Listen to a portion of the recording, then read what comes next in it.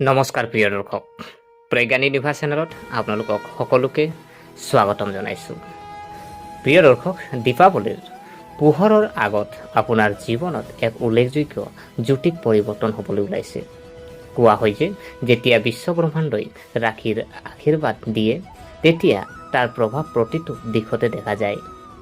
ধন, প্ৰেম, পৰিয়াল, কেৰিয়াৰ আৰু আধ্যাত্মিক শান্তি সকলো সলনি হৈ যায়। আৰু এই দীপাৱলীত মীন ৰাশিৰ বাবে বিশেষ কিবা এটা আছে। এইবাৰ গ্ৰহ গতিবিধিয়ে আপোনাক উপহাৰৰ বৰষুণ দিবলৈ গৈ আছে। হয়, দীপাৱলীৰ আগতে বৃহস্পতি, শুক্ৰ, মংগল গ্ৰহই আপোনাক 4টা ডাঙৰ উপহাৰ দিবলৈ ওলাইছে। গতিকে কোনবোৰ গ্ৰহই আপোনাক এই উপহাৰবোৰ দি আছে জানি লোৱা হওক, আৰু তেওঁলোকে আপোনাৰ জীৱনৰ পৰিস্থিতি কেনেকৈ সলনি কৰিবলৈ ওলাইছে। গতিকে পলম নকৰি আহক আমি ভিডিঅ'ৰ মাজলৈ সোমাই যাওঁ। প্ৰিয় দৰ্শক, গ্ৰহৰ অৱস্থান যদি চোৱা হয় দীপাৱলীৰ আগত, প্ৰথমে গ্ৰহৰ গতিবিধিৰ কথা কওঁ। দীপাৱলীৰ আগৰ সময়খিনি অত্যন্ত শুভ, কিয়নো এই সময়ত বহু গ্ৰহই শুভ ঘৰত ধনাত্মক সংযোগ গঠন কৰি আছে। বৃহস্পতি আপোনাৰ ৰাশিৰ পৰা 3য় স্থানত ৰখা হ'ব, আৰু এই ঘৰটোৱে সাহস, যোগাযোগ আৰু প্ৰচেষ্টাক প্ৰতিনিধিত্ব কৰে। যেতিয়া বৃহস্পতি ইয়াত থাকে তেতিয়া মানুহৰ চিন্তা আৰু আত্মবিশ্বাস দুয়োটা বাঢ়ি যায়। ইয়াৰ অৰ্থ হ'ল আপোনাৰ কঠোৰ পৰিশ্ৰমৰ ফল হ'বলৈ ওলাইছে, আৰু ভাগ্য এতিয়া আপোনাৰ পক্ষত আছে। শুক্ৰ 5ম স্থানত আছে। প্ৰেম, সৃষ্টিশীলতা, সৌভাগ্য আৰু সুখৰ ঘৰ। শুক্ৰ এই ঘৰত থকাৰ বাবে আপোনাৰ ব্যক্তিত্বৰ উজ্জ্বলতা আৰু আকৰ্ষণীয়তা বৃদ্ধি পাব। লগতে আপোনাৰ প্ৰেম জীৱনলৈ নতুন মধুৰতা কঢ়িয়াই আনিব। মংগল গ্ৰহই আপোনাৰ কৰ্ম ঘৰৰ লগত সংযোগ গঢ়ি তুলিছে, অৰ্থাৎ আপোনাৰ কৰ্মক্ষেত্ৰ আৰু পেছাৰ সৈতে। ই আপোনাৰ কৰ্মশৈলীক সজীৱ কৰি তুলিব আৰু আপুনি প্ৰতিটো কাম উৎসাহেৰে সম্পন্ন কৰিব। চন্দ্ৰ আৰু সূৰ্য সংযোগে আৰু কিন্তু তাৎপৰ্যপূৰ্ণ ৰাজযোগৰ সৃষ্টি কৰিব, যিয়ে আপোনাৰ চিন্তা আৰু আত্মবিশ্বাসক এক নতুন দিশ দিব। এই গ্ৰহৰ অৱস্থানৰ অৰ্থ স্পষ্ট। দীপাৱলীৰ পূৰ্বে গ্ৰহৰ প্ৰান্তিকৰণে মীন ৰাশিৰ বাবে কঢ়িয়াই আনিছে 4টা ডাঙৰ উপহাৰ। এতিয়া সেই 4টা উপহাৰ কি জানো আহকচোন। প্ৰথম উপহাৰ যদি চোৱা হয় ধন আৰু আৰ্থিক অগ্ৰগতিৰ সম্ভাৱনা। দীপাৱলীৰ আগৰ সময়ছোৱা মীন ৰাশিৰ বাবে আৰ্থিকভাৱে সোণালী সময় বুলি প্ৰমাণিত হ'ব পাৰে। 3য় স্থানত বৃহস্পতিৰ উপস্থিতিয়ে সেই কথাৰ ইংগিত দিয়ে আপোনাৰ অতীতৰ প্ৰচেষ্টাই এতিয়া ফল দিব। বহু মীন ৰাশিৰ জাতক জাতিকাই যোৱা কেইমাহ মানৰ পৰা কিবা এটাৰ সৈতে যুঁজি আছে। ব্যৱসায়িক পৰিকল্পনা, পদোন্নতিৰ আশা বা ধন আবদ্ধ হৈ থকা।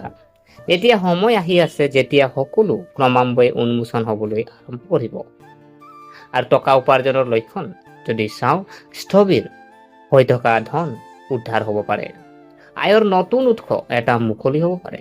পুৰণি বন্ধু বা চিনাকি মানুহে আপোনাক আৰ্থিকভাৱে সহায় কৰিব পাৰে। শ্বেয়াৰ, সম্পত্তি বা ব্যৱসায়ত বিনিয়োগ কৰিলে ভাল ফলাফল পোৱা যাব। কৰ্মসংস্থাপনত থকাসকলে বোনাছ, বৃদ্ধি বা পদোন্নতি লাভ কৰিব পাৰে। ব্যৱসায়িকসকলৰ বাবে দীপাৱলীৰ পূৰ্বে নতুন চুক্তি বা চুক্তি স্বাক্ষৰ হোৱাৰ সম্ভাৱনা আছে। আমি জ্যোতিষৰ কিছু প্ৰতিকাৰ যদি আমি চাওঁ, শুকুৰবাৰে দেৱী লক্ষ্মীক পূজা কৰিব। বগা পদুম ফুল আগবঢ়াওক আৰু 108 বাৰ ওম শ্ৰীম হ্ৰীম ক্ৰীম শ্ৰী সিদ্ধি লক্ষ্মীয়ে নম মন্ত্ৰ জপ কৰক। এই প্ৰতিকাৰে আপোনাৰ জীৱনত লক্ষ্মীৰ স্থায়ী বাসস্থান নিশ্চিত কৰিব। দ্বিতীয় উপহাৰ যদি চোৱা হয়, প্ৰেম আৰু সম্পৰ্কত এক নতুন স্ফুলিংগ হ'ব। আৰু দীপাৱলীৰ আগৰ সময়খিনি প্ৰেম আৰু সম্পৰ্কৰ বাবে অত্যন্ত শুভ। 5ম স্থানত থকা শুক্ৰই আপোনাৰ আকৰ্ষণ বৃদ্ধি কৰিব। অবিবাহিতসকলে তেওঁলোকৰ জীৱনত নতুন আৰু ইতিবাচক কাৰোবাৰ সন্মুখীন হ'ব পাৰে।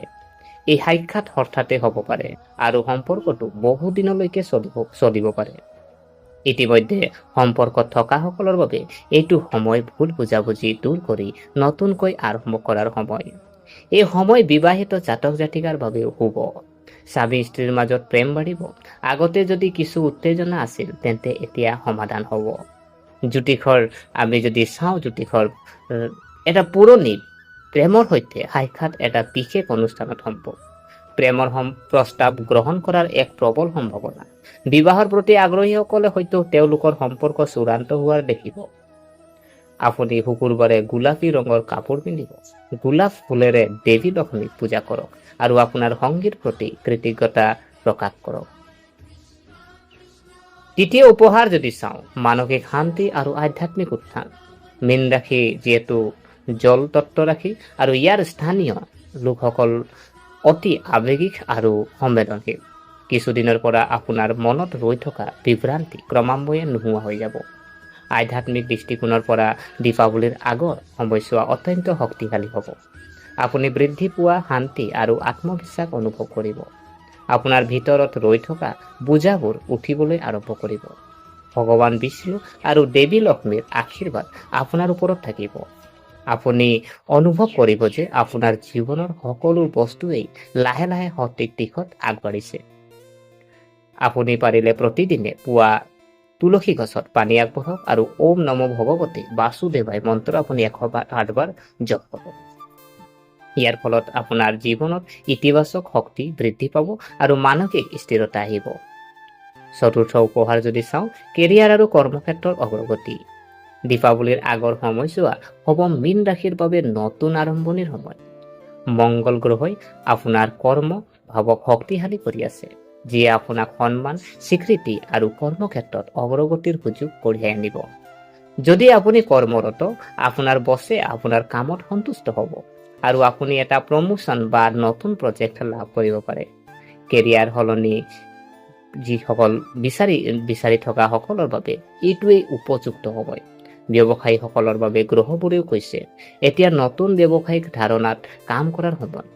দীপাৱলীৰ আগতে আপুনি আৰম্ভ কৰা যিকোনো নতুন প্ৰকল্পই দীৰ্ঘম্যাদী সফলতা কঢ়িয়াই আনিব। শুভ কেৰিয়াৰৰ চিন যদি চাওঁ, চৰকাৰী চাকৰি বিচৰাসকলে হয়তো ভাল খবৰ পাব। শিক্ষা বা গৱেষণাৰ ক্ষেত্ৰত থকাসকলে খ্যাতি আৰু স্বীকৃতি লাভ কৰিব। বহিৰাজ্যলৈ যোৱা বা অনলাইন কাম কৰাটো লাভজনক হ'ব। আপুনি মংগলবাৰে হনুমান চালিচা পাঠ কৰক আৰু মংগলবাৰে ৰঙা কাপোৰ দান কৰিব। ইয়াৰ দ্বাৰা আপোনাৰ কামত মংগল গ্ৰহৰ শক্তি আহিব আৰু আপোনাৰ সফলতাও আহিব। পাৰিবাৰিক আৰু সামাজিক জীৱনত সুখ, আপোনাৰ পাৰিবাৰিক সম্পৰ্কত শীতলতা ক্ৰমান্বয়ে নোহোৱা হৈ যাব। আপোনাৰ ঘৰত উদযাপন একেলগে হাঁহিৰ পৰিৱেশ বিৰাজ কৰিব। ঘৰৰ সজ্জা বজাৰ কৰা আত্মীয়ৰ পৰা অহা দীপাৱলীৰ আগলৈকে বৃদ্ধি পাব। যিকোনো পাৰিবাৰিক বিবাদৰ অন্ত পৰিব পাৰে। ঘৰ স্থানান্তৰ বা নতুন সম্পত্তি ক্ৰয় কৰাৰ কথা চিন্তা কৰা সকলৰ বাবে এই সময় হ'ব এক শুভ সময়। শিশুৰ পৰা ভাল খবৰ যদি চাওঁ, শুক্ৰ পঞ্চম স্থানত আছে, গতিকে শিশুৰ লগত জড়িত ভাল খবৰো পাব পাৰে। সন্তান জন্ম দিব বিচৰা দাম্পতিৰ বাবে এইটো এটা ভাল সময়। সৌভাগ্যৰ উত্থান আৰু নতুন আৰম্ভণি। দীপাৱলীৰ পূৰ্বে মীন ৰাশিৰ বাবে আৰম্ভ হ'ব বৃদ্ধি পোৱা সৌভাগ্যৰ সময়ছোৱা। আপোনাৰ জীৱনৰ বহু বাধাৰ অন্ত পৰিব। কেইবা মাহো ধৰি বাকী থকা কামবোৰ হঠাতে সম্পূৰ্ণ হ'ব। গ্ৰহবোৰে কৈছে এতিয়া আপোনাৰ কৰ্মৰ লগতে ভাগ্যও আপোনাৰ পক্ষত আছে। যদি আপুনি কোনো নতুন প্ৰকল্প, ব্যৱসায় বা ভ্ৰমণৰ কথা চিন্তা কৰিছে, আগবাঢ়ি যাওক, সময় আপোনাৰ পক্ষত। ভাল লক্ষণ যদি চোৱা হয়, আপুনি এজন বয়োজ্যেষ্ঠ বা গুৰুৰ পৰা পথ প্ৰদৰ্শন লাভ কৰিব। ভ্ৰমণ লাভজনক হ'ব। ধৰ্মীয় কাম কাজত অংশগ্ৰহণ কৰিলে শুভ ফল পোৱা যাব। স্বাস্থ্যৰ দৃষ্টিকোণৰ পৰা যদি চোৱা হয়, এই সময় স্বাস্থ্যৰ ক্ষেত্ৰত আগৰ তুলনাত ভাল হ'ব।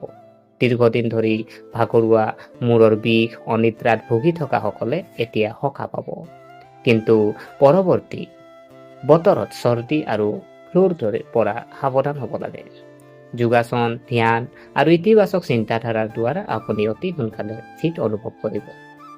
আপুনি পাৰিলে প্ৰতিদিনে ৰাতিপুৱা কুহুমীয়া পানী খাব আৰু ওম নম শিৱায় জপ কৰিব। ইয়াৰ দ্বাৰা আপোনাৰ শৰীৰ আৰু মন দুয়োটা শুদ্ধ হ'ব। দীপাৱলীৰ আগত বিশেষ দেখা গৈছে। যেনে দীপাৱলীৰ পূৰ্বে মীন ৰাশিৰ বাবে তিনিটা উল্লেখযোগ্য যুগ গঠন হৈছে।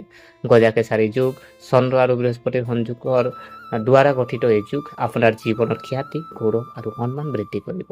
শুক্ৰ মংগল কেন্দ্ৰ দৃষ্টিযোগ প্ৰেম, আকৰ্ষণ আৰু আত্মবিশ্বাস বৃদ্ধি কৰিব। আপোনাৰ ব্যক্তিত্ব চুম্বকীয় হৈ পৰিব। বুধাদিত্য যুগ কৰ্মক্ষেত্ৰত সিদ্ধান্ত গ্ৰহণ আৰু বুদ্ধিমত্তা বৃদ্ধি কৰিব। এই তিনিটা যুগৰ বাবে মীন ৰাশিৰ বাবে দীপাৱলীৰ আগৰ সময়ছোৱা সোণালী অধ্যায় হ'ব পাৰে। মীন ৰাশিৰ বাবে দীপাৱলী বিশেষ প্ৰতিকাৰ। যদি চাওঁ, দীপাৱলীৰ আগে আগে 111 দিন প্ৰতিদিনে পুৱা ওম হ্ৰীম শ্ৰীম লক্ষ্মীয়ে নম মন্ত্ৰ জপ কৰক। হালধীয়া বস্ত্ৰ পৰিধান কৰি বিষ্ণু ভগৱানক পূজা কৰা। লক্ষ্মী দেৱীক ক্ষীৰ আৰু পদুম ফুল আগবঢ়াওক। দীপাৱলীৰ নিশা উত্তৰ দিশত শংখৰ খোলা আৰু ৰূপৰ মুদ্ৰা এটা ৰাখক। পিছদিনা মুদ্ৰাটো পাৰ্চত ৰাখক। স্থায়ী আৰ্থিক লাভ আনে। মীন ৰাশি গ্ৰহবোৰে আপোনাক দীপাৱলীৰ আগত 4টা ডাঙৰ উপহাৰ দি আছে: ধন, প্ৰেম, সফলতা আৰু শান্তি। এতিয়া আপোনাৰ সম্ভাৱনাক চিনি পোৱাৰ সময়। গ্ৰহবোৰৰ আশীৰ্বাদ আপোনাৰ লগত। আপুনি মাত্ৰ বিশ্বাস, কঠোৰ পৰিশ্ৰম আৰু ইতিবাচক মনোভাৱৰ প্ৰয়োজন। এই দীপাৱলীত কেৱল আপোনাৰ ঘৰত দিয়াই নহয়, কিন্তু ভাগ্যৰ নতুন উপহাৰৰ সৈতেও। গতিকে হাঁহিব, নিজকে বিশ্বাস কৰক আৰু কওক, জয় শ্ৰী গণেশ, জয় মাতা লক্ষ্মী।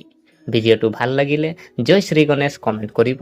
ভিডিঅ'টো লাইক, শ্বেয়াৰ আৰু ছাবস্ক্ৰাইব কৰিবলৈ নাপাহৰিব, যাতে আপুনি প্ৰথমে জ্যোতিষৰ অধিক আকৰ্ষণীয় তথ্য লাভ কৰিব পাৰে। পুনৰ লগ পোৱাৰ প্ৰতিশ্ৰুতিৰে আজিলৈ বিদায় মাগিলোঁ।